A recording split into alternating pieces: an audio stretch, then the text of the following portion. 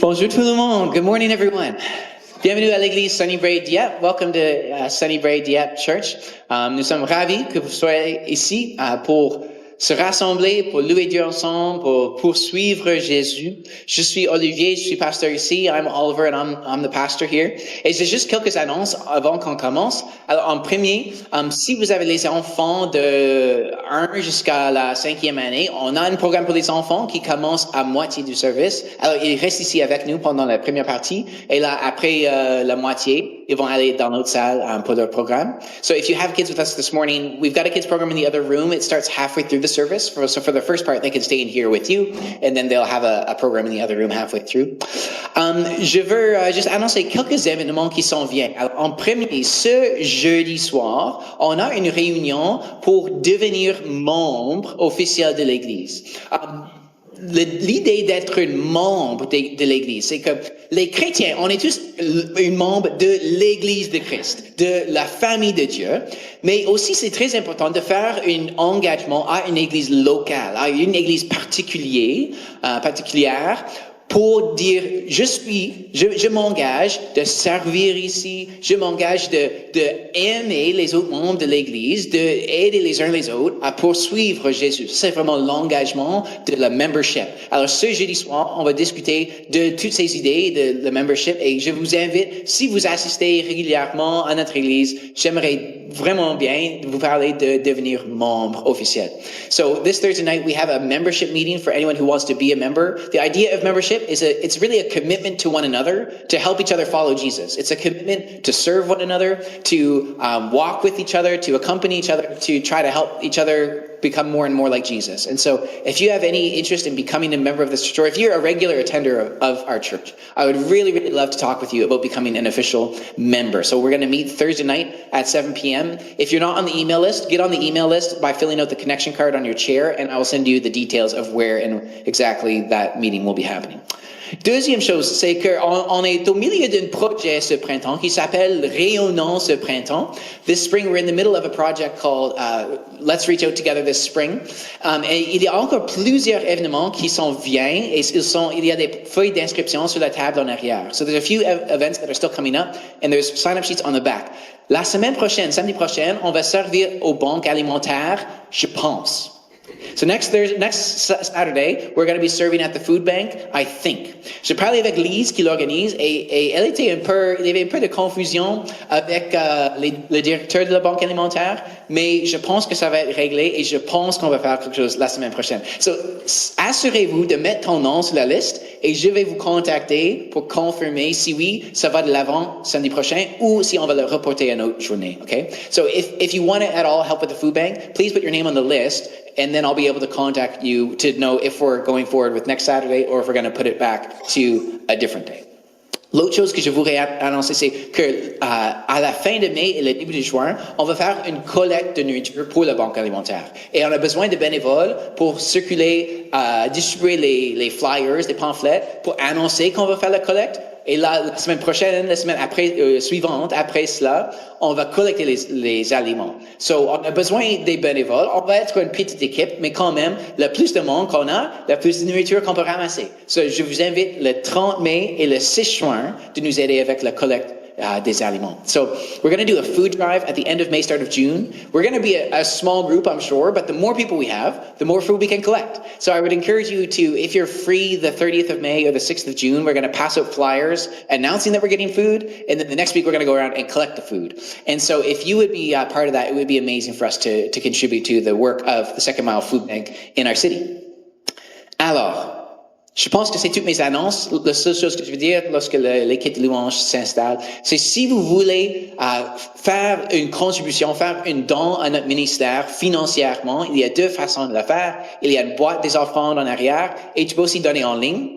Et nous tous qui sommes partie de l'Église, qui assistent régulièrement, on met nos fonds ensemble pour soutenir le ministère. Notre Église fonctionne, notre Église de Dieppe et aussi de Moncton, tous ensemble. On met toutes nos ressources ensemble pour qu'on puisse supporter ce ministère qui est tellement essentiel, de partager avec notre ville, avec les familles de notre ville, avec les gens de notre ville, l'amour de Jésus et comment son amour transforme nos vies. Alors, c'est vraiment la plus importante mission dans le monde et je trouve au moins que c'est une joie de donner à cette mission-là. Et la Bible dit que Dieu aime quelqu'un qui donne avec la joie. Dieu ne veut pas qu'on donne avec un sens d'obligation.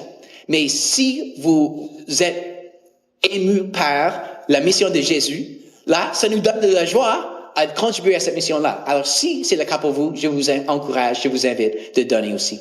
So, if you would like to support the mission of our church functions, Sunnybrae Moncton, Sunnybrae Dieppe, by pooling our resources together to do what we think is the most important mission in the world, is to share Jesus' love with the people of our city. And for me personally, like that gives me joy to get to contribute to that mission. And the Bible says that God loves a joyful giver. He doesn't want us to give out of a sense of obligation. And so if you are also moved by the importance of the mission of Jesus, of sharing his love with the city, and you want to contribute financially, if that gives you joy, then I encourage you to contribute financially to that. So, merci pour tous qui supportent notre église financièrement. So, thank you to all of you who support our church financially. Et je vous encourage maintenant de vous lever et on va adorer le Seigneur ensemble. Bon matin, on va louer ensemble, adorer, chanter à Dieu ensemble ce matin. So, good morning, we're going to sing together and just worship the Lord as a church this morning. Sing.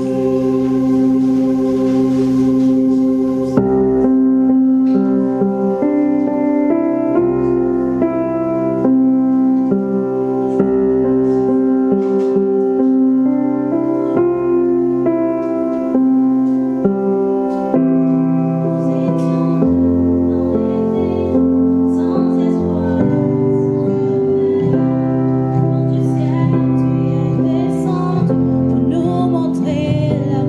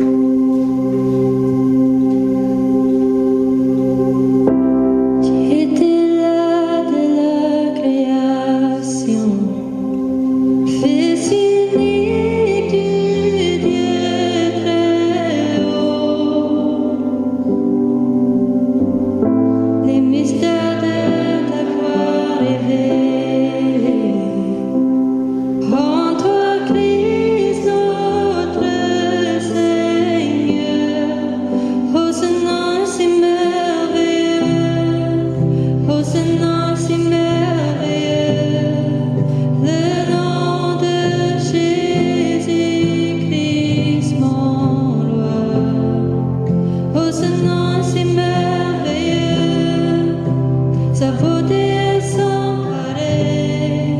Oh, ce nom si merveilleux, le nom de Jésus. Tu n'as pas voulu laisser sans nous. Alors Jésus, tu es venu. Ton amour a vaincu mon péché. Il peut nous séparer.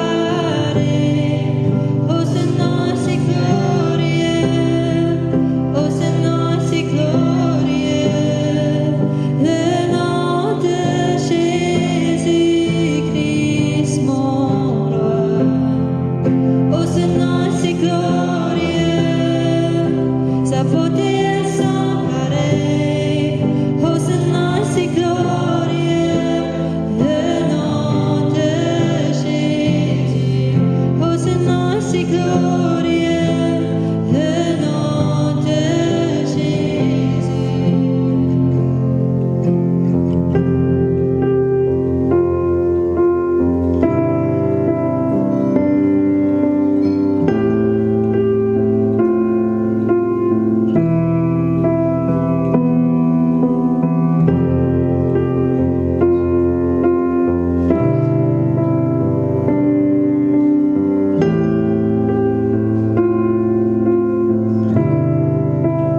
La terre a tremblé, le voile s'est déchiré, des hommes en la mort et le péché.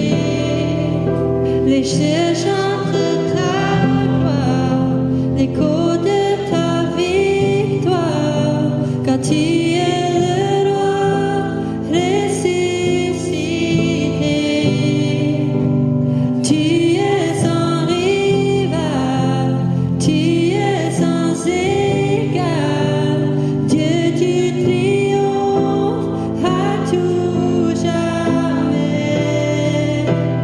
À toi soit le règne, à toi soit la gloire, car ton nom surpasse tout autre nom.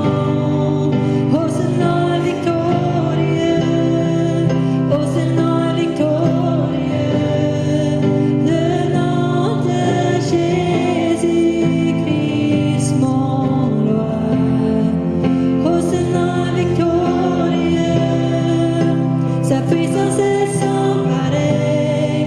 Oh, ce nom victorieux, le nom de Jésus. La terre a tremblé, le voile s'est déchiré, des hommes en la mort et le péché.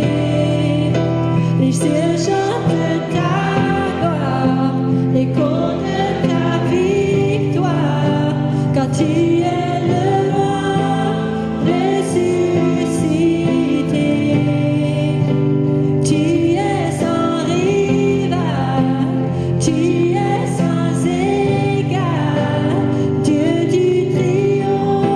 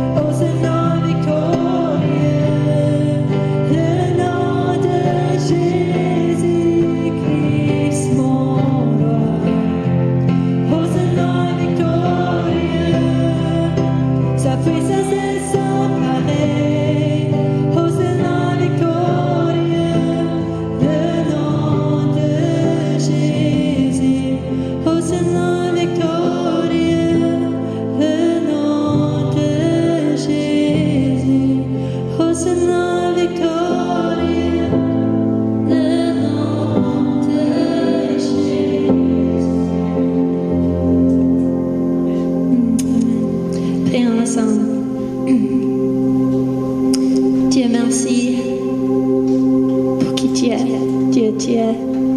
Dieu merveilleux, glorieux, victorieux. God, we thank you for who you are, victorious and wonderful and beautiful, Lord. God, there's no one like you. And we thank you that we get to worship you. We get to take this time as a church, as a family, to lift our praises to you. Dieu, nous te remercions que on peut te louer ensemble, comme une communauté, comme une famille, de chanter ensemble de ta gloire. C'est un privilège, là, Dieu, qu'on peut être ici ensemble, dans ta présence. Merci, Dieu. Jesus, thank you. Amen. Amen. Vous pouvez vous asseoir, puis les enfants, en ce temps, peuvent aller à leur programme, s'ils veulent. So you be seated, and the kids can head to their program now, if they'd like. Alors, avant qu'on fasse la prochaine partie de notre service, on a une vidéo spéciale ce matin. Ce matin, on célèbre, on se rappelle de notre plus grande famille baptiste dans les Maritimes, dans les provinces atlantiques, ce qui s'appelle le CBAC, les Canadian Baptists of Atlantic Canada. So this morning is a special Sunday where we're celebrating and remembering our larger family of churches, of Baptist churches around the Atlantic provinces called the Canadian Baptists of Atlantic Canada. Et on veut juste nous rappeler de cette union ensemble. Oui, on est chaque des églises individuelles, mais quand on travaille ensemble, on peut faire beaucoup plus qu'on peut faire individuellement. So we want to remember that even though each church is unique and separate, when we work together, we can do so much more together than we can do on our own. Alors ça, c'est vraiment pourquoi l'union baptiste est tellement importante. That's why our Baptist union is so important. Alors, on a une petite vidéo où René, le directeur général de l'Union, va parler un peu. Mais je veux aussi, avant que, aussi, en addition de le CBAC, il y a aussi une union autour du Canada qui s'appelle CBM, les Canadian Baptist Ministries, les ministères baptistes canadiens. Alors, le CBAC, c'est une des unions qui fait partie du CBM autour du Canada. Il y a aussi les baptistes canadiens d'Ontario et Québec, les baptistes canadiens de l'Ouest du Canada, et il y a aussi l'Union des Églises baptistes francophones du Canada, qui est pas juste au Québec, mais aussi en Ontario. Il y a une église francophone en Alberta, en Edmonton, qui vient de commencer, et aussi on a 3 églises ici au Nouveau-Brunswick avec l'Union baptiste, l'Union des Églises baptistes francophones du Canada. Alors, notre Église est un peu au milieu de ces deux groupements-là. On travaille ensemble avec l'Union des Églises baptistes francophones, on fait les choses avec eux, mais vraiment, on est membre de le CBAC, et en fait, le CBAC est aussi investi beaucoup en nous financièrement. Ils ont donné beaucoup d'argent pour ce projet ADIA. Alors, on veut remercier le CBAC pour cela, mais aussi souvenir qu'on travaille ensemble en partenariat avec l'Union des Églises baptistes francophones du Canada. So, in addition to the CBAC here in Atlantic Canada, there's also a Canadian-wide organization called CBM, which is Canadian Baptist Ministries, and then there's the Canadian Baptists of Ontario and Quebec, the Canadian Baptists of Western Canada, and then the Union of Francophone Baptist Churches of Canada. And so our church here in Dieppe, we are part of the CBAC because Sunny Bray and us together as one church, Sunny Bray Moncton, we are part of the CBAC, and the CBAC has actually invested a lot financially into this project in Dieppe, which is really amazing, and we want to thank them for that. And then we also work in partnership with the Union of French Baptist Churches of Canada, because they have a few churches, Francophone churches here in New Brunswick, as well as in Quebec, and 1 or 2 in Ontario, and 1 in Edmonton that actually just started, which is exciting. But part of what the Union is doing in Atlantic Canada is bringing missionaries here from Brazil, actually, primarily, and a couple from Ottawa as well, to work with Francophones in Atlantic Canada. So we work closely with the French Baptist Union, but we are actually members of the CBAC, and so we kind of have a foot in both worlds here with Sunny Bray, particularly in Dieppe. So, with all that in mind, avec tout cela, on va regarder la vidéo.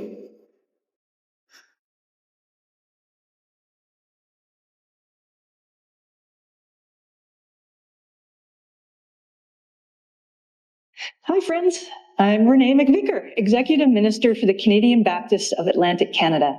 Happy CBAC Sunday. We're so glad your church is part of this family. 414 churches spread across Atlantic Canada, sharing the hope of Jesus in our communities. I've been thinking about family values. You know how every family has those phrases or those stories that get repeated? The ones that quietly tell you what your family really values? Well, in my family, one of those stories is about my dad's socks. When my husband Joe and I were just newly married, we visited my parents that first Christmas. And Joe was still very much in that trying to make a good impression on my mom and dad stage. Well, one morning, Joe and I were just sitting by the fire, and my dad came in and crawled under the Christmas tree to water it. In doing so, we caught a glimpse of the bottom of my dad's socks, which were completely threadbare on the bottom. And Joe burst out laughing and then quickly covered his mouth and said, "I'm sorry, I've just never seen such holy socks." I don't have that picture, but here's a more recent picture of my dad's slippers to give you an idea. Dad's response? "They're still good. They keep the top of my feet warm." I turned to Joe and said, "Oh yeah, we Embreys, we make things last. We don't throw out anything until it's completely unfixable. Everything gets repaired, repatched, recycled, and keeps on going as long as possible. We call it good stewardship and loyalty. Some might call it being frugal. Joe just calls it, it's time you throw that out. We make stuff last. That's a family value I've known since a very young age. Now you know more about my family, and if you ask to check my socks next time you see me, I'll know why. You know, when you become a follower of Jesus, you become part of God's family. And God's family has very clear family values that we are supposed to reflect with the help of God's Spirit. These values are captured most succinctly in the Sermon on the Mount, a bunch of sermons Jesus preached recorded by Matthew starting in chapter 5. In it, we learn family values, family phrases, family stories, and get a picture of what is to live as part of Jesus' kingdom. Values like we are the salt of the earth and the light of the world. We turn the other cheek. We go the extra mile. We love not only our neighbors, but even our enemies. We forgive. And we don't need to worry because we seek first God's kingdom. What beautiful family values, kingdom values. And by God's Spirit, we're being shaped to live them out more and more. As Canadian Baptists of Atlantic Canada, we have family values too. We hold to things like trusting the authority of Scripture, Jesus as the way to God, the priesthood of all believers, meaning everyone is called to be a minister to each other and out in the community. So you are a minister. And the family value of soul liberty, meaning no group or person can force others to believe or worship as it does. God has given all people freedom of choice, and we as Baptists have championed the cause of religious liberty. These are such beautiful and important family values that I think are really needed in our world today.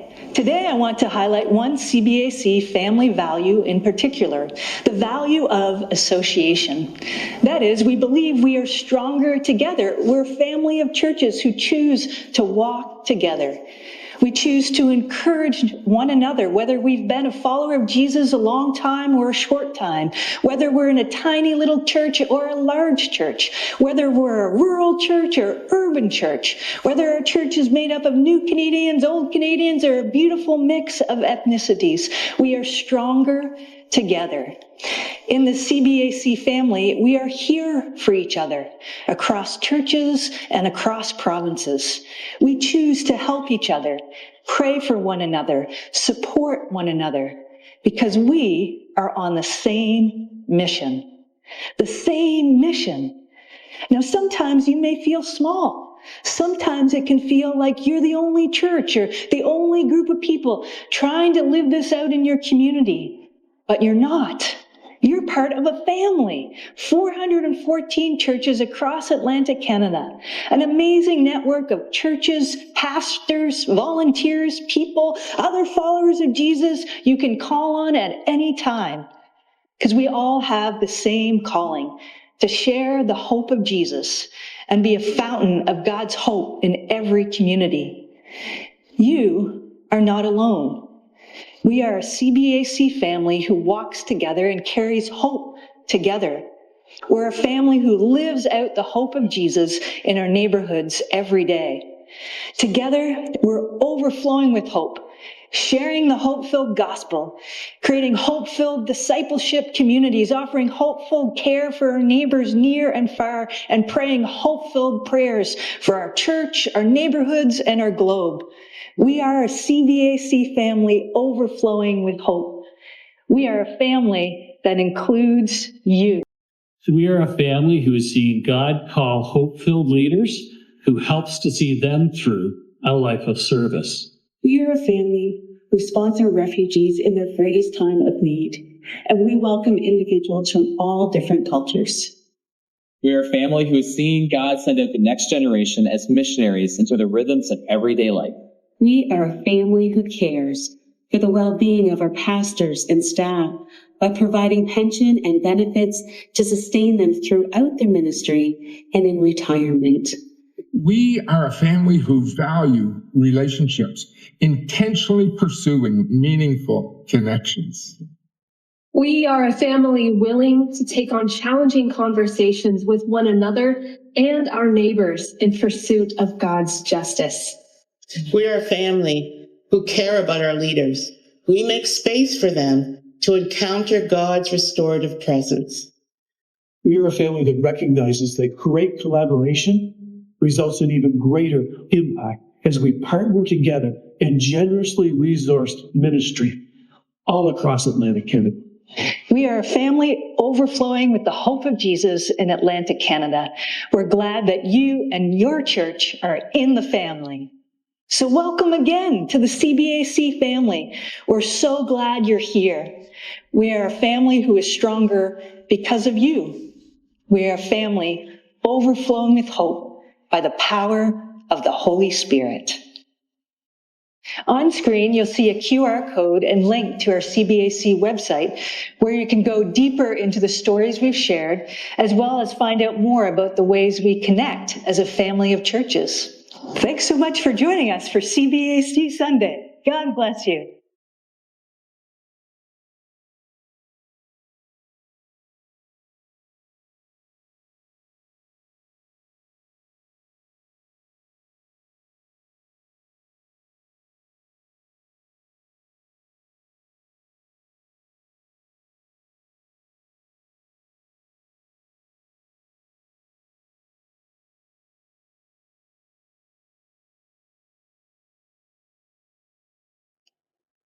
Ok, nous allons lire à présent la parole de Dieu dans le livre de 1 Corinthiens, chapitre 6, verset 13 au 20e verset. Les aliments sont faits pour le ventre et les ventres pour les aliments. Certes, cependant, un jour Dieu détruira l'un comme l'autre. Mais attention, notre corps, lui, n'a pas été fait pour l'inconduite. Il est pour le Seigneur. Et le Seigneur est pour le corps. En effet, comme Dieu a ressuscité le Seigneur, il nous ressuscitera, nous aussi, par sa puissance. Ignorez-vous que vos corps sont des membres de Christ? Vais-je donc arracher les membres de Christ pour en faire ceux d'une prostituée? Sûrement pas. Ou bien, ignorez-vous qu'un homme qui s'unit à une prostituée devient un seul corps avec elle? Car il est écrit, les deux feront plus qu'un. Mais celui qui s'unit au Seigneur devient, lui, un seul esprit avec lui. C'est pourquoi, fuyez l'inconduite sexuelle. Tous les autres péchés qu'un homme peut commettre n'imputent pas son corps. Mais celui qui se livre à l'inconduite pêche contre son propre corps. Ou bien encore, ignorez-vous que votre corps est le temple même du Saint-Esprit qui vous a été donné par Dieu et qui maintenant demeure en vous. Vous ne vous appartenez donc pas vous-même, car vous avez été rachetés à un grand prix. Honorez donc Dieu dans votre corps. Morning. Today's scripture is 1 Corinthians chapter 6, verses 13 through 20. You say, food for the stomach, and the stomach for food, and God will destroy them both. The body, however, is not meant for sexual immorality, but for the Lord, and the Lord for the body. By his power, God raised the Lord from the dead, and he will raise us also. Do you not know that you are the members of Christ himself? Shall I then take the members of Christ and unite them with a prostitute? Never. Do you not know that he who unites himself with a prostitute is one with her in body? For it is said, the two will become one flesh. But whoever is united with the Lord is one with him in spirit. Flee from sexual immorality, and all other sins a person flee from sexual immorality. All other sins a person commits are outside the body, but whoever sins sexually sins against their own body. Do you not know that your bodies are temples of the Holy Spirit who is in you, and whom you have received from God? You are not your own. You were bought at a price. Therefore, honor God with your bodies. Merci, Aaron et Alain. Thank you, Aaron and Alain. For those of you who French isn't your first language, you can scan the QR code on the screen if you want to get the translation on your phone, and it is available in Spanish as well, but it'll also be on the lower part of the screen, hopefully. If that crashes mid-service, you can always run back at the table at the back. There's the QR code on a little piece of paper.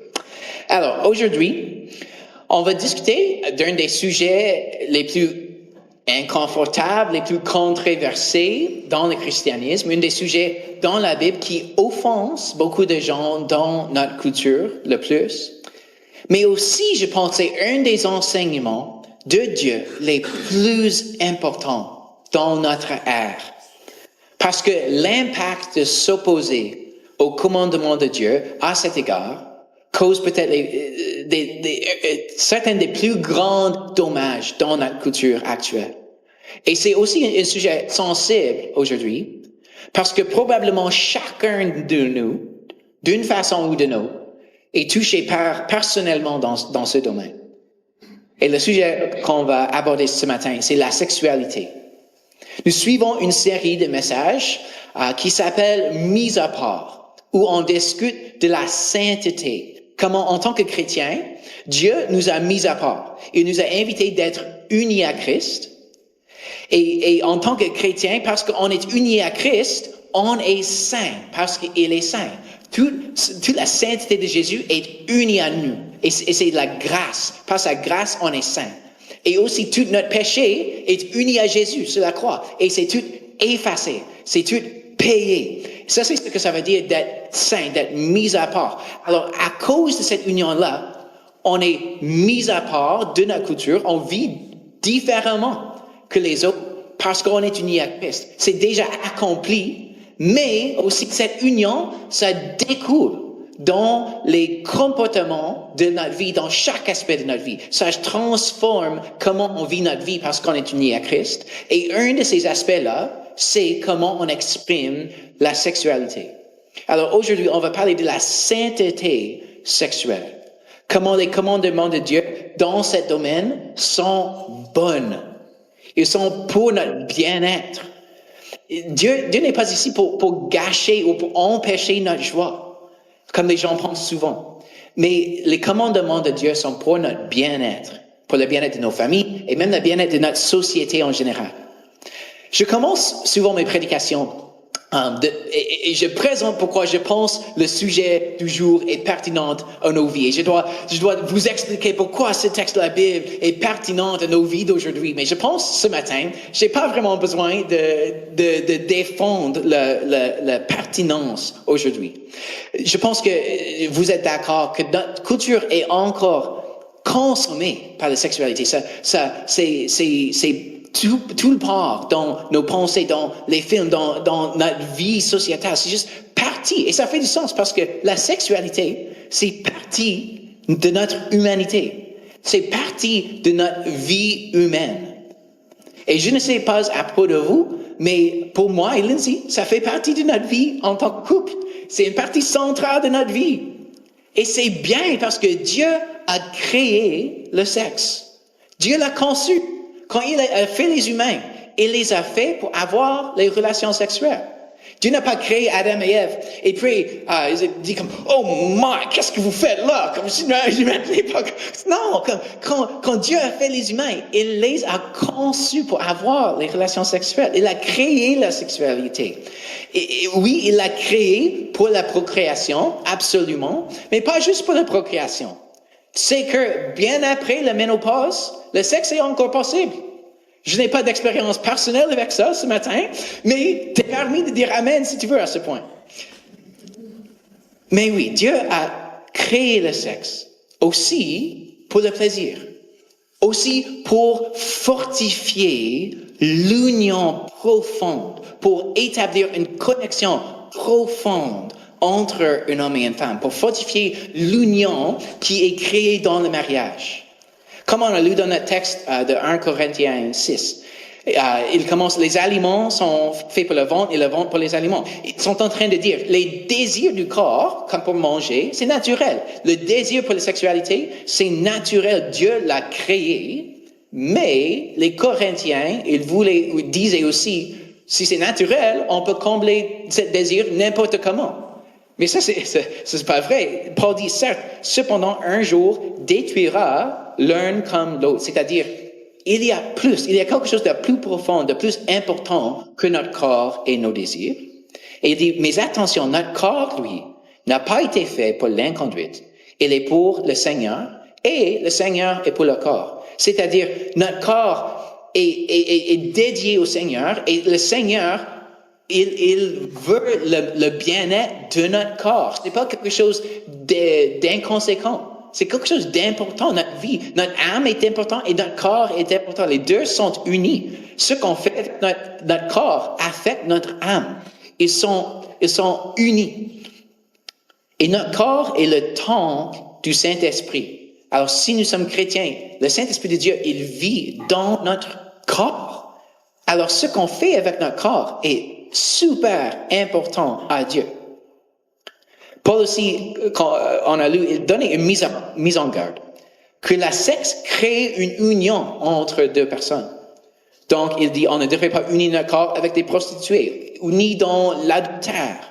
On est unis avec Christ, on est un avec Christ.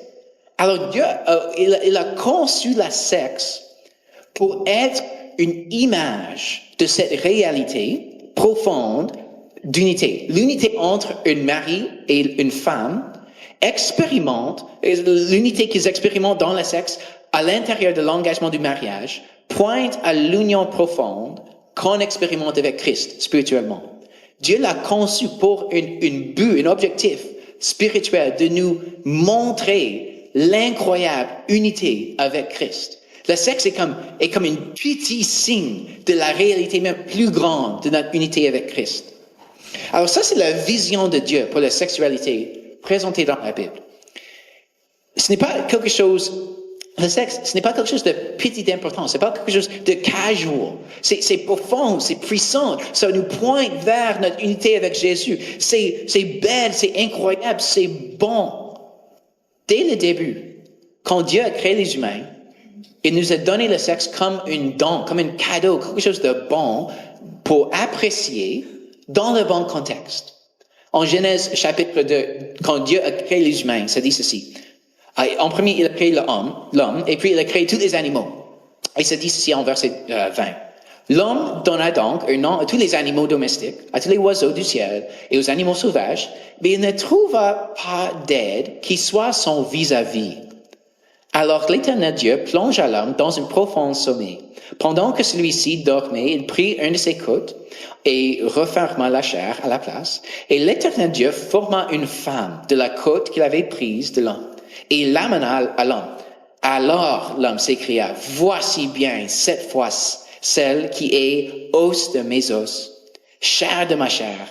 On la nommera femme, car elle était prise de l'homme. C'est pourquoi l'homme laissera son père et sa mère et s'attachera à sa femme. Et les deux ne feront plus qu'un. L'homme et sa femme étaient tous deux nus, sans en éprouver aucune honte. » La Bible présente la sexualité comme un aspect fondamental de l'humanité. Dieu a créé le sexe, il a conçu les humains pour avoir les relations sexuelles. Dieu n'est pas gêné de parler de la sexe. C'est un bon don, un cadeau que Dieu nous a donné, mais aussi Dieu nous donne des commandements. Il donne un encadrement pour la sexualité, parce que oui, le sexe est belle, mais elle est aussi puissante. Qu'est-ce que je veux dire? C'est comme de donner une voiture à un adolescent, comme un cadeau. C'est un bon cadeau. Ça peut donner incroyablement de liberté, de la joie. Je sais, quand j'avais une voiture, une des voitures de mes parents, quand j'avais 16 ans, c'était comme incroyable. J'avais la liberté. Mais il y a aussi les règles, right? Les voitures sont belles, mais elles sont aussi puissantes. Si on ne suit pas les règles, ça peut vraiment causer des dommages à nous-mêmes et aux autres. Et c'est la même avec le sexe. C'est un beau cadeau, mais c'est puissant. Alors, il y a des règles pour nous protéger. Le sexe est puissant. Regarde, notre culture pense souvent que le sexe est juste quelque chose de casual. Mais à la fois, notre culture, il reconnaît que le sexe n'est pas quelque chose d'inconséquent, que c'est puissant. Notre culture reconnaît cela parce que regarde la différence entre l'impact psychologique de la violence physique et la violence sexuelle. Dans la 6e année, un garçon m'a frappé plein dans la nez. C'est toute une histoire, mais il m'a frappé plein dans la nez. Ça fait mal, mais ça ne m'a pas traumatisé. Mais quelqu'un qui expérience la violence sexuelle, c'est énormément profond, le dommage que ça cause. Et notre culture, il reconnaît cela. Alors, il voit aussi, le sexe n'est pas quelque chose juste d'inconséquent. C'est puissant. C'est important. Alors Dieu, parce qu'il nous aime, il nous donne des commandements pour nous protéger, un encadrement pour le sexe qui mène à notre bien-être et le bien-être de notre société. Alors, quel est le dessein de Dieu pour le sexe? Dieu a créé la sexualité d'être exprimée à l'intérieur de l'alliance du mariage entre un homme et une femme pour toute la vie. Ça, c'est le dessein de Dieu pour la sexualité. Entre un homme et une femme, dans le mariage, un engagement ou une alliance pour toute la vie. Toute relation sexuelle hors du mariage sont contre le dessein de Dieu. Ça inclut l'adultère, évidemment, mais aussi Dieu nous met en garde contre les relations sexuelles avant le mariage, les relations sexuelles homosexuelles. On n'a pas de temps aujourd'hui pour en discuter cela. C'est peut-être nécessairement pour un autre jour. Mais si tu veux me parler en plus à propos de cela, on peut organiser une réunion un à un, absolument. Mais c'est une des choses que Dieu nous dit. Et je crois complètement que les commandements de Dieu sont pour notre bien-être. Aussi, Jésus nous met en garde contre la luxure. La sainteté sexuelle n'est pas juste une affaire de comportement extérieur, c'est aussi une affaire de cœur. Jésus met la barre plus haut. Il a dit en Matthieu 5, « Vous avez appris qu'il a été dit, tu ne commettras pas d'adultère. Eh bien, mais moi je vous dis, si quelqu'un jette sur une femme un regard chargé de désir, il a déjà commis adultère avec elle dans son cœur. » Alors, c'est ici où Jésus met au défi beaucoup de nous qui sont mariés. Peut-être que tu pensais, oh, seulement sur le sexe. C'est très important pour nos gens célibataires. Mais moi, je suis marié, je suis fine. Mais Jésus encore, il nous met au défi. Il y a encore du danger pour nous tous. Et aussi, il y a des problèmes avec le sexe à l'intérieur du mariage, parfois aussi. Alors, on ne devrait pas oublier ça non plus. Mais Jésus dit, faites attention. Il y a un danger que nous n'enfreignons pas la loi de Dieu ouvertement, mais que la luxure peut quand même gagner une place dans notre cœur et ça va causer des problèmes dans notre mariage, dans notre cœur, dans nos relations avec les autres. Les commandements de Dieu sont pour notre bien-être. Donc, il nous met en garde contre la luxure parce que ça cause une brisure dans notre intimité avec notre épouse. La luxure est une infidélité de cœur, en fait. La luxure est de désirer quelqu'un d'autre que notre épouse. Et ce n'est pas bon. Ça cause une brisure. La luxure aussi, ça forme nos cœurs de voir les autres comme des objets à posséder pour notre propre plaisir au lieu de les personnes, les filles et les fils de Dieu créés dans son image, dignes de respect. Et ça nous mène aussi à un autre aspect de la sainteté sexuelle, c'est le danger de la pornographie. C'est quelque chose tellement courant dans notre culture, tellement accepté, tellement normalisé. Notre monde dit, ça ne fait mal à personne. Mais ça endommage notre cœur. C'est une infidélité de cœur envers notre épouse et aussi ça change la perspective de voir les autres comme les objets. Et en plus, on réalise maintenant aussi que la plupart de la pornographie est produite avec les victimes de la traite de personnes. Alors oui, l'industrie de la pornographie, absolument, ça cause des dommages. Ce n'est pas quelque chose que les gens disent. Ça ne fait pas mal à personne. Oui, ça fait mal à beaucoup de personnes. Récemment, les gens ont développé des applications comme OnlyFans. Ne le cherche pas. Mais essentiellement, c'est une application de pornographie où les gens, surtout les femmes, peuvent produire la pornographie eux-mêmes et le vendre eux-mêmes. Et j'ai des amis de l'école secondaire qui disent, voilà, de pornographie éthique, parce que les gens font de plein gré, c'est leur propre décision, et ils reçoivent l'argent directement, il n'y a pas de comme pimps et les choses comme ça. Alors c'est de la pornographie éthique, c'est win-win. Mais j'ai entendu une histoire choquante. Il y a tout un mouvement sur OnlyFans qui s'appelle Barely Legal Porn, la pornographie à peine légale. Et qu'est-ce qui arrive, c'est qu'il y a des filles en dessous de 18 ans qui ont un énorme following sur les médias sociaux parce qu'ils étaient sur comme une émission de télévision. Ils sont fameuses pour une raison ou non. Et ce qu'ils font, c'est qu'ils font comme un genre de countdown à leur anniversaire, qu'ils soient 18 ans, le 18e anniversaire, qu'ils vont là publier le contenu sur OnlyFans. Et ils gagnent des millions et des millions et des millions de dollars comme immédiatement à cause de ça. Parce qu'il y a tellement de gens qui cherchent cela. C'est choquant, n'est-ce pas?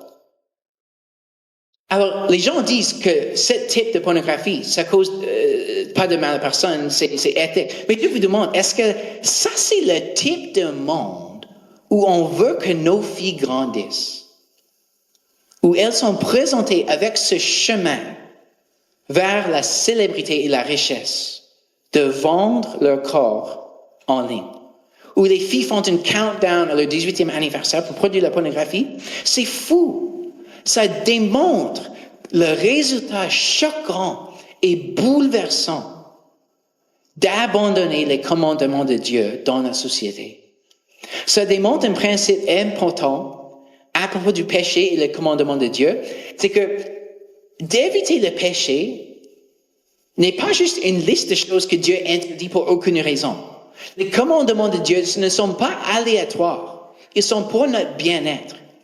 Et dans notre société, nous pensons souvent trop individuellement.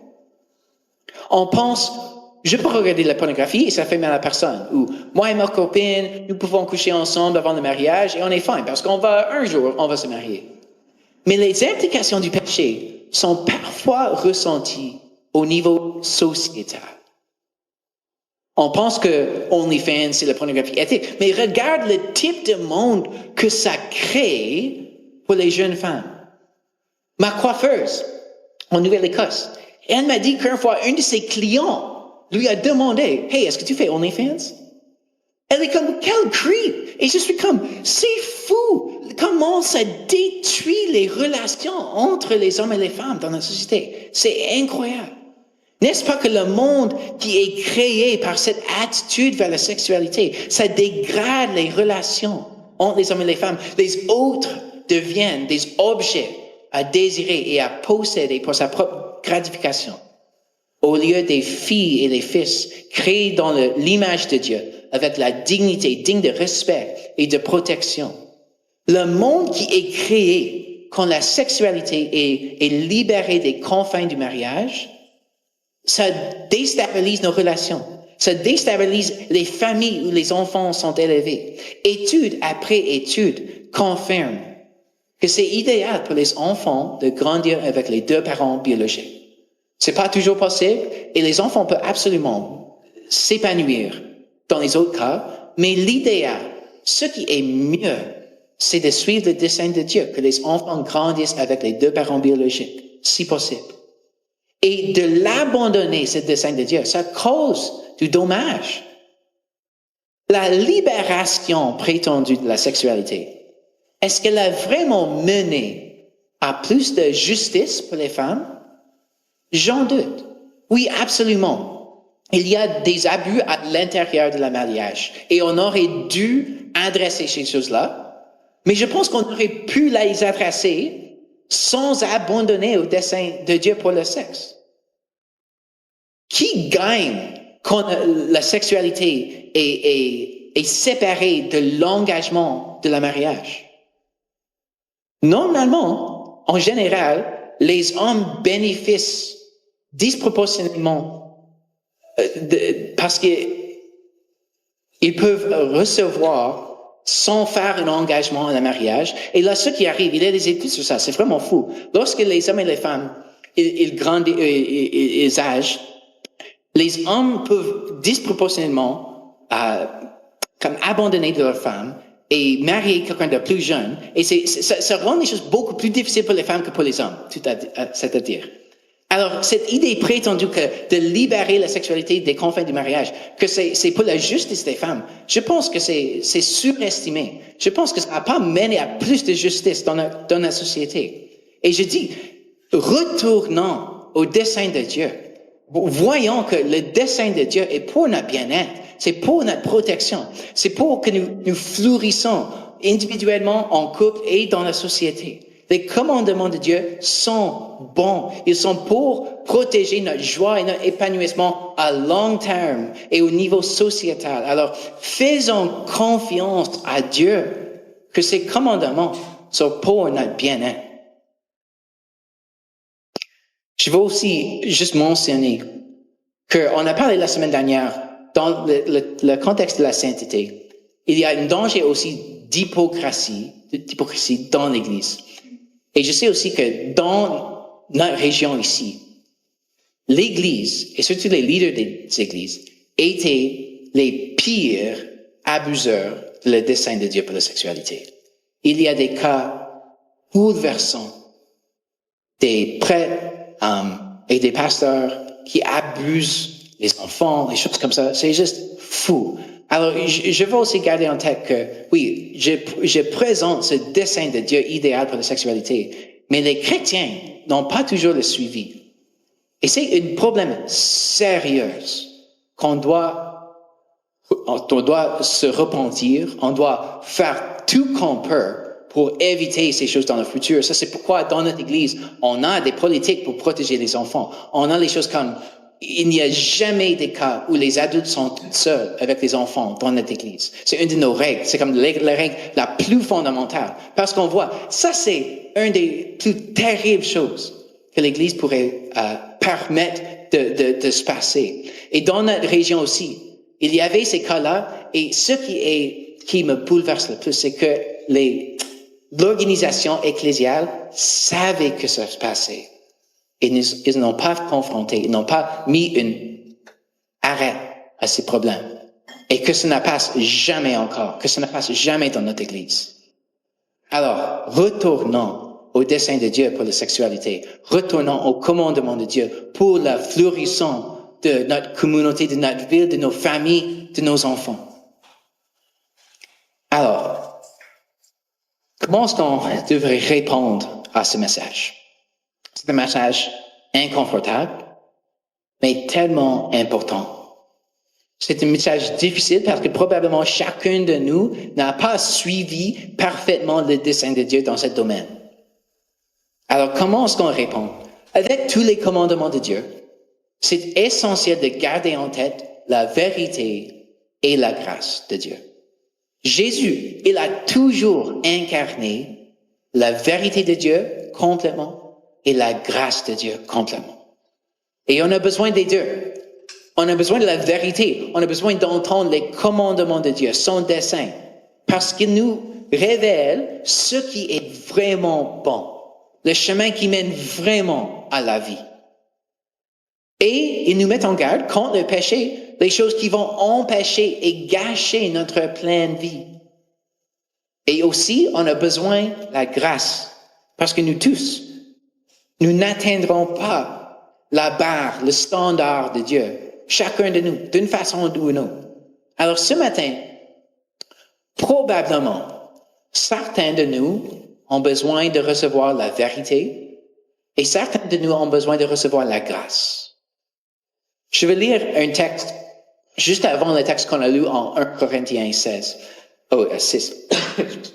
où Paul adressait le sujet de la sexualité. Et il dit ceci, ça commence en verset 9. Ne savez-vous que ceux qui pratiquent l'injustice n'auront aucune part au royaume de Dieu?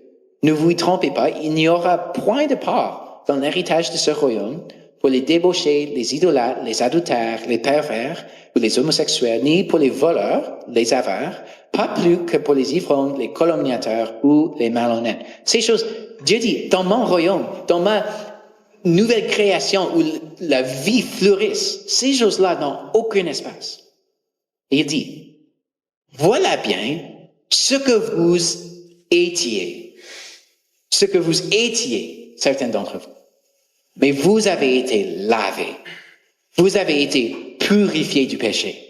Vous en avez été déclarés justes au nom du Seigneur Jésus-Christ et par l'Esprit de notre Dieu. 2 points rapides de ce texte. 1, il est clair à la vérité. Il donne cette liste de choses qui n'ont aucune place dans le royaume de Dieu. C'est une mise en garde grave, mais constate que les péchés sexuels ne sont pas les seuls péchés mentionnés. Ils ne sont pas le pire péché. Il y a aussi les calomnies, d'être malhonnête. Dieu veut nous protéger de toutes ces choses-là. Parce que ces choses-là gâchent la pleine vie. Et là, verset 11, deuxième chose, ça montre que notre passé ne nous définit pas. Ça, c'est qui on était auparavant. Mais nous étions lavés. C'est l'espoir de la grâce. Jésus peut transformer notre vie. Et cette grâce, cette transformation, c'est disponible à nous tous aujourd'hui. Alors, on a besoin de la vérité et on a besoin de la grâce. Et aujourd'hui, j'imagine que certains ont besoin de la conviction parce que le compromis est devenu confortable. Et certains ont besoin du réconfort parce que la honte est devenue écrasante. Peut-être que ce matin, tu entends à propos du dessein de Dieu pour la sexualité et tu vois que ta vie actuelle ne conforme pas au dessein de Dieu. Peut-être que ta réponse ce matin, c'est de humblement reconnaître que ce que tu fais n'est pas bon. C'est quelque chose de dur à avouer, mais je prie que tu vois que les commandements de Dieu sont pour ton bien-être. Et je prie que si le Saint-Esprit est en train de te montrer un endroit dans ta vie, et Dieu dit, j'ai quelque chose de meilleur pour toi. Je prie que et nous tous, qu'on se soumette à Jésus, qu'on s'engage à changer notre comportement, à prendre de l'action si nécessaire pour nous conformer au dessein de Dieu. Peut-être qu'il y a quelque chose que tu dois arrêter à faire. Peut-être que tu dois rompre une relation qui n'honore pas Jésus. Ou peut-être qu'il y a quelque chose que Dieu te demande à faire. Peut-être qu'il te demande à t'engager à ton copine et faire cet engagement, cette alliance. C'est ça la repentance, de tourner de notre péché et de tourner de Jésus, de prendre de l'action concrète pour démontrer notre changement de cœur. Alors, pour certains ce matin, on a besoin de recevoir la vérité et certains, j'imagine, certains ce matin ont besoin de recevoir la grâce de Dieu. Peut-être que dans ta vie passée ou même ta vie actuelle, tu ne vis pas selon le dessein de Dieu. Mais tu le reconnais, tu le sais. Tu n'as pas besoin d'être convaincu. Mais tu ressens tellement de honte. Tu te sens tellement loin de Dieu. Peut-être tu te sens sale. Ce que Dieu veut que tu entends ce matin, c'est que oui, ces choses-là ne sont pas bonnes. Dieu a quelque chose de meilleur pour toi. Mais Jésus est ici avec les bras ouverts, pas un doigt pointé. Jésus n'ignore pas le péché, mais il n'abandonne pas les pécheurs. Et nous aussi, en tant que disciples de Jésus, nous ne sommes pas ici pour te charger d'un sentiment de honte ou de culpabilité. Nous tous, on doit se tourner vers Jésus, d'être une communauté ensemble, marquée d'humilité, marquée de repentance, une communauté qui accompagne les uns les autres dans le processus de poursuivre Jésus, de recevoir sa vérité et de recevoir sa grâce, de poursuivre la sainteté, c'est-à-dire de devenir de plus en plus comme Jésus. Qu'on soit capable de dire, comme Paul a écrit, voilà bien ce que nous étions, certains d'entre nous, mais nous avons été lavés, nous avons été purifiés du péché, nous avons été déclarés justes au nom du Seigneur Jésus-Christ et par l'Esprit de notre Dieu. Prions. Jésus, je te remercie pour ta parole. Je te remercie pour ta vérité. C'est dur parfois, parce que ça nous confronte. C'est dur d'avouer que nous n'avons pas suivi le dessein de Dieu. Mais la raison que tu nous confrontes, c'est pas pour nous causer de la honte et un sentiment de culpabilité. Tu nous confrontes parce que tu as quelque chose de meilleur pour nous. Alors Jésus, je te remercie que tu nous montres le bon chemin, que tu nous montres la vraie vie. Et je prie que ce matin, que tous nos cœurs, qu'ils soient ouverts, qu'ils soient humbles, d'entendre ta vérité et de répondre. Et Jésus, je prie aussi que nos cœurs, qu'ils soient tous libérés de la honte, libérés de le sentiment qu'on est sale ou qu'on a gâché le plan de Dieu. Non, tu dis, d'ici, tu es lavé. D'ici, vous êtes purifiés. Et Jésus, je prie ce matin s'il y a des gens qui se sont accablés par la honte, qu'ils soient libérés, qu'ils te voient avec les bras ouverts et pas un doigt pointé, qu'ils voient que tu les acceptes complètement, inconditionnellement, et tu les accompagnes sur un nouveau chemin. Alors Seigneur, que nous tous, que nous expérimentons ce matin ta vérité et ta grâce, dans le nom de Jésus. Amen. Aujourd'hui, alors qu'on célèbre la Sainte Seine, je veux qu'on se rappelle que c'est pas grâce à notre propre sainteté qu'on est permis à la table. Ce n'est pas grâce à notre pureté dans le domaine du sexe ou tous les autres aspects de notre vie. Ce n'est pas grâce à notre pureté qu'on peut recevoir ce symbole de l'alliance de Dieu. Ce symbole du pain et du vin nous rappelle qu'on n'était pas saints nous-mêmes. On était tous les pécheurs, on a tous échoué à atteindre la barre d'une façon ou une autre, mais même dans cet état de pécheur, Dieu nous aimait encore, toujours. Il n'a jamais nous arrêté d'aimer. Il nous a tant aimés qu'il a donné son corps, il a versé son sang sur la croix pour que, si nous étions les débauchés, les idolâtres, les adultères, les ivrognes, quoi que ce soit, voilà bien ce que nous étions. Mais Dieu nous a tant aimés que Jésus est mort pour nous, afin que nous soyons lavés, afin que nous soyons purifiés du péché, afin que nous soyons déclarés justes ou saints en relation avec Dieu, au nom du Seigneur Jésus-Christ. Alors c'est grâce à sa grâce que nous recevions la Sainte Seine.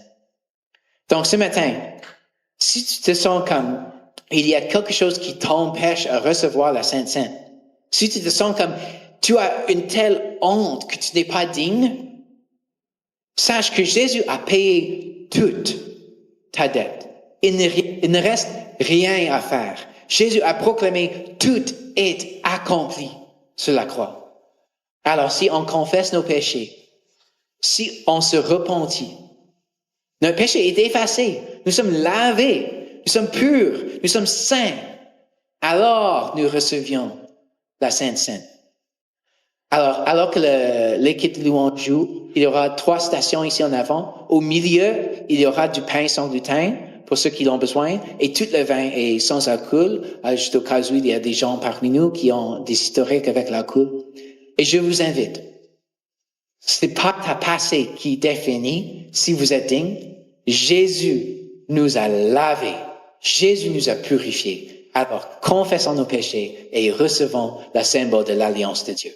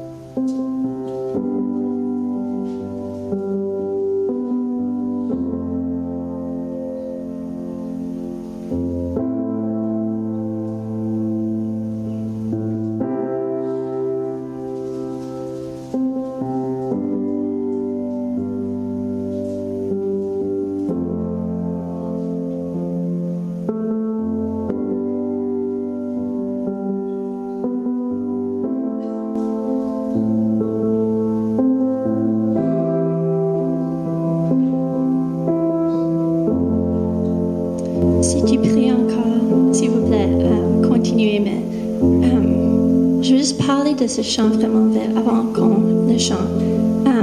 Cette chanson, on l'a faite pour la première fois la semaine dernière. Puis le nom du chanson, c'est « Viens toucher ma vie ». Et vraiment, les mots de ce chant, ça dit « Seigneur, mon cœur désire plus de toi. Mon cœur recherche ta face. » Alors, je cède à toi. Puis, je veux vraiment que, pendant qu'on le chante, que c'est notre prière, qu'on le prend sérieusement. Ce désir de savoir Dieu plus. Que Dieu, il nous adore tellement. Il a des règles, puis la guidance pour notre bien-être. Qu'on reconnaît qu'on vraiment on a besoin de Dieu. So just in English really quick, we're going to sing this song that we sang last week. And I just really want us to pay attention to these lyrics. It's called Viens toucher ma vie in English, A Touch of Heaven, which the lyrics will be in English up there too. And I just really want us to focus in on the seriousness of that and really this desire in our hearts to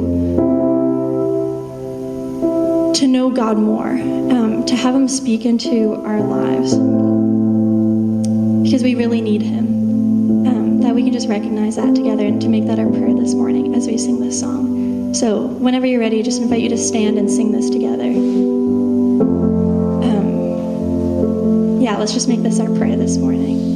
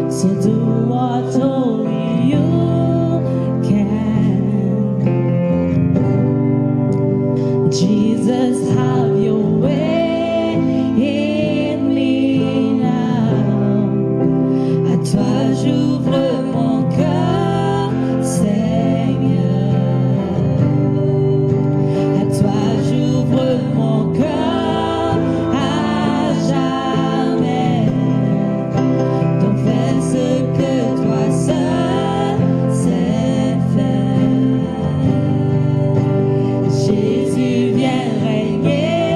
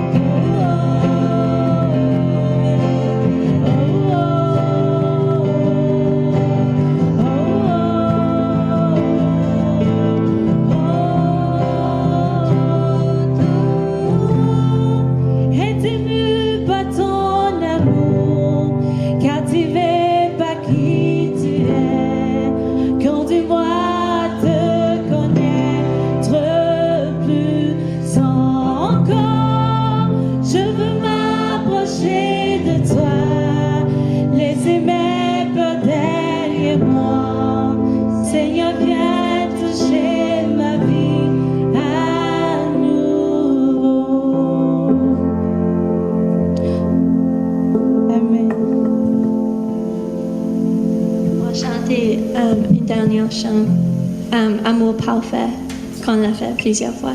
So chantons ensemble de l'amour parfait de Dieu. So as we just go into this last song, we're going to sing Amour parfait. So let's just sing of God's perfect love together. Just make that a truth that we just speak over our lives and one another this morning.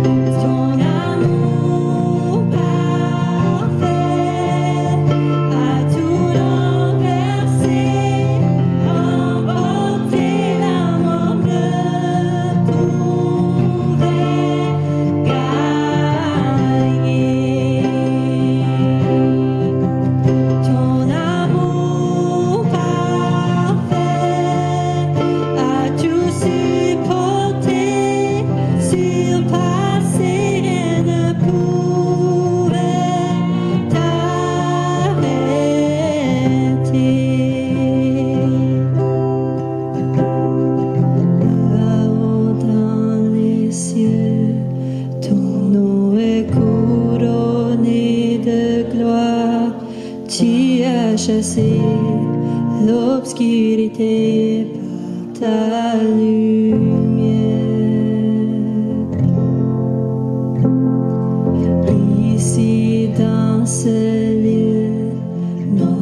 célèbre ta victoire, tu t'es offert, unissant le ciel et la terre.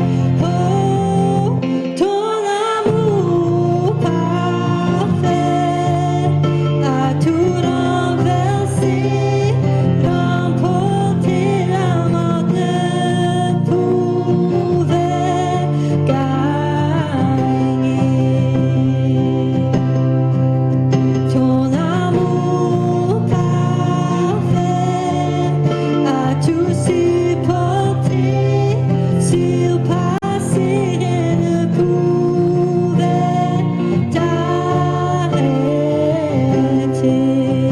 Oh, chante ton amour parfait a tout renversé, remporté, la mort ne pouvait gagner. Ton amour parfait a tout supporté, surpassé, rien ne pouvait t'arrêter. Chante-le encore. Ton amour parfait a tout renversé, remporté, la mort ne pouvait gagner.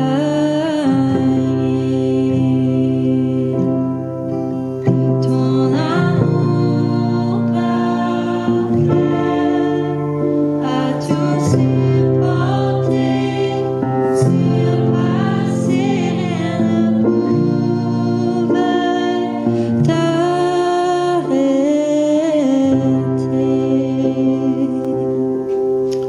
Amen, Seigneur. Merci pour ton amour parfait qui a renversé nos péchés, qui a renversé le pouvoir du péché sur nos vies, qui a porté toute la pénalité, toute notre dette.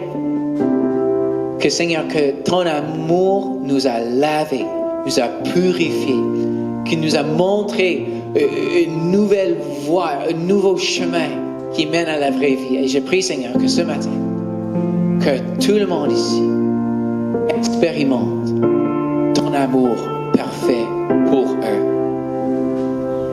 Que tu leur rappelles de ton amour pour eux, de ton sacrifice pour eux.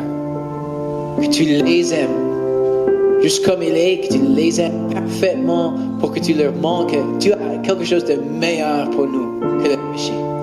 Alors Jésus, ce matin, rappelle-nous tous de ton amour incroyable, ton amour parfait, dans le nom de Jésus. Amen. Amen. Avant qu'on part à juste une autre annonce. Normalement, ce printemps, on fait un groupe de discussion le lundi soir au Café Cup sur Boulevard Dieppe. Et souvent, je vous invite, si vous avez des questions, vous voulez discuter la prédication, de venir à ce groupe-là, de parler. Mais cette semaine, c'est un peu personnel, peut-être un peu plus privé. Donc, pour cette raison, je propose, si tu veux me parler, peut-être qu'on va pas le faire à Second Cup tous ensemble, mais peut-être qu'on pourrait organiser une réunion 1 à 1 ou 2 à 2 si tu veux me parler en couple. Mais il y a aussi une autre raison que je veux reporter notre réunion normale de lundi soir, c'est que demain soir, c'est les débats des candidats pour la mairie de Dieppe. Et je veux être là et je veux que vous tous, si vous habitez à Dieppe, que vous soyez là, qu'on démontre notre ville, qu'on est pleinement engagé de la vie de notre ville, dans la vie, dans la bien-être, dans tous les aspects. Je ne vais pas vous dire comment voter, mais je vous dis, soyez impliqués dans cette élection. Parce que c'est vraiment une occasion, et j'ai eu déjà des occasions de parler à plusieurs des candidats à propos de leur vision pour la ville, à propos de comment nous, en tant que l'Église, puisse servir la ville et contribuer et répondre aux besoins dans la ville. Alors c'est vraiment un moment spécial de démontrer notre implication dans notre ville. Alors je vous encourage d'être là. Et oui, si vous voulez parler en plus à propos de le message aujourd'hui, qu'on organise une réunion ensemble. Alors, allez avec la bénédiction de Dieu et l'amour parfait de Dieu ce matin. Amen.